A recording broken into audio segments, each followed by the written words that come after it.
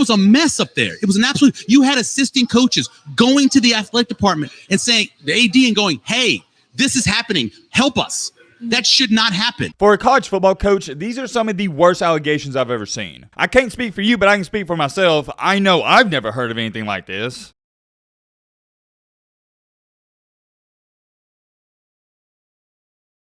Wow, man, I was not expecting this. I had a completely different video lined up for today. As most of y'all know, this is our preview day. We're supposed to give our predictions on the game, and we're still going to do that. That video is going to come out later, but we got to talk about this first. Like I just stated, come back to the channel tonight. The Week 3 preview, it will go up, but it is going to be up later than normal. As we all know, or most of us know, we've already made a couple of videos on this. Scott Frost, the former head coach for Nebraska, he's been fired and let go. I'm not going over everything that's led up to his firing. If you want to hear me talk about that, go watch a couple of videos we made within the past week. We don't have time to talk about that, but what we do have time to talk about is some of these serious allegations coming out about Scott Frost, and this is the dark truth that nobody was even talking about. And even still, now that it's being released, now that I found out about it because people sent it to me, still, it's not being talked about. For a college football coach, these are some of the worst allegations I've ever seen. It was apparently so bad that the assistant coaches for Nebraska, they were complaining to the athletic director about it. Let's just say you better get you a snack and popcorn for this one, because this is about to be one of the most fascinating topics in college football situations you've ever seen or heard of. I can't speak for you, but I can speak for myself. I know I've never heard of anything like this. We've got a lot to go over with this bizarre situation currently unfolding.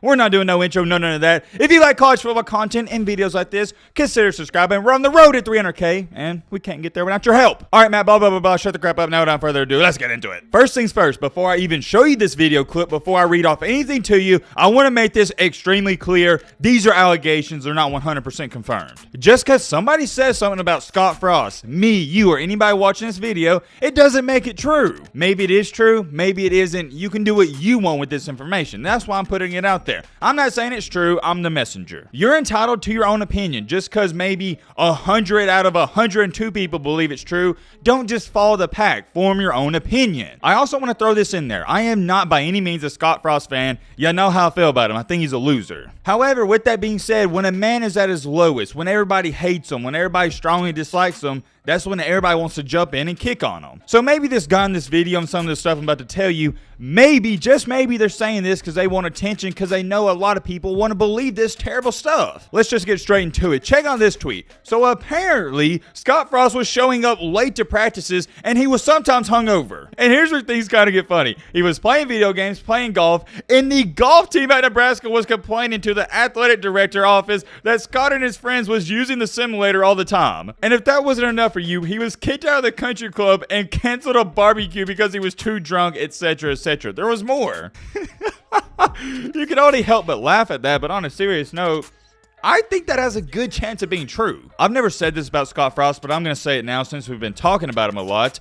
I've never understood why he never gets emotional and he's never passionate on the sidelines. If you look at him in interviews, pictures, or anything, he has no emotion. He looks like a brick. There could have been the craziest play of all time happen for Nebraska, whether that being good or bad, and he has less emotion than a brick. That doesn't rub me the wrong way, but I would consider myself an extremely calm, cool, and collected guy. I don't get too high on a good play, too low on a bad play, but I still show emotion. I can't be the only one who's noticed this. You are the head coach of a huge brand Nebraska, a D1 football team, and you're not even passionate out there on the sidelines. I mean, heck, look at Nick Saban. He's pushing 75, and he's screaming at his team when they're up 55-0. Once again, I get it. Maybe that's his style. Maybe he wants to be calm, cool, and collected, but how can you be calm when your team is losing every single game and you're going 3-9? I'm not saying you got to scream and do the stuff that Nick Saban does, but at least act like you want to be there. I felt like he didn't want to be there. A good example of this is look at Lincoln Riley. I would say he's pretty calm, but even Lincoln Riley, he shows emotion. The only guy that doesn't show emotion similar to Scott Frost is Bill Belichick, the head coach of the Patriots,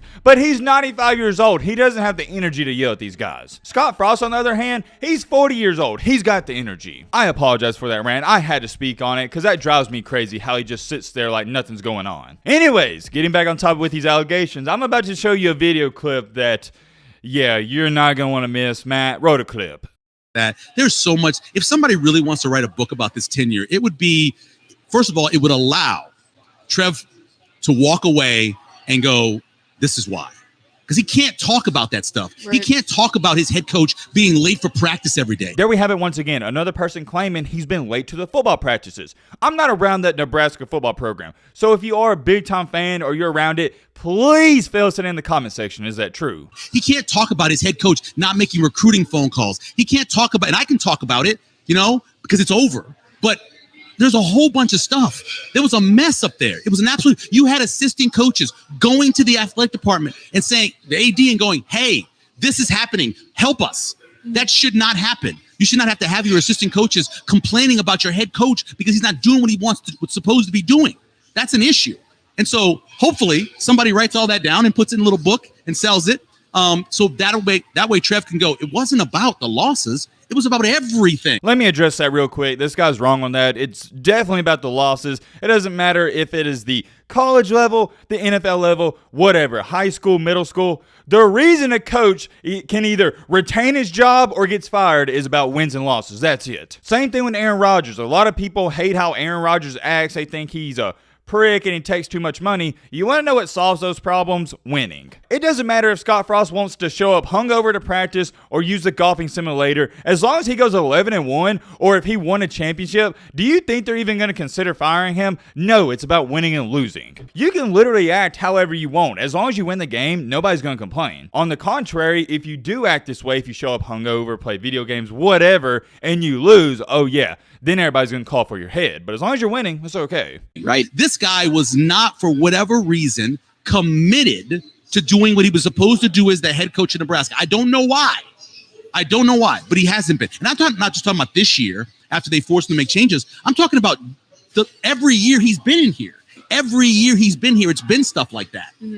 And if you want to go around, there's stories all over Lincoln about things that he did or didn't do that he was supposed to. This is a lack of commitment on his part. He wanted to be the head coach. He wanted to make the money, but the commitment to everything else was not there. And that is a distinct problem. Like I said, you're entitled to your own opinion. Believe what you want and don't believe what you want. It doesn't bother me. I'm just a messenger. I'll give my 2 cents, though. Do I think he was showing up hungover to practices?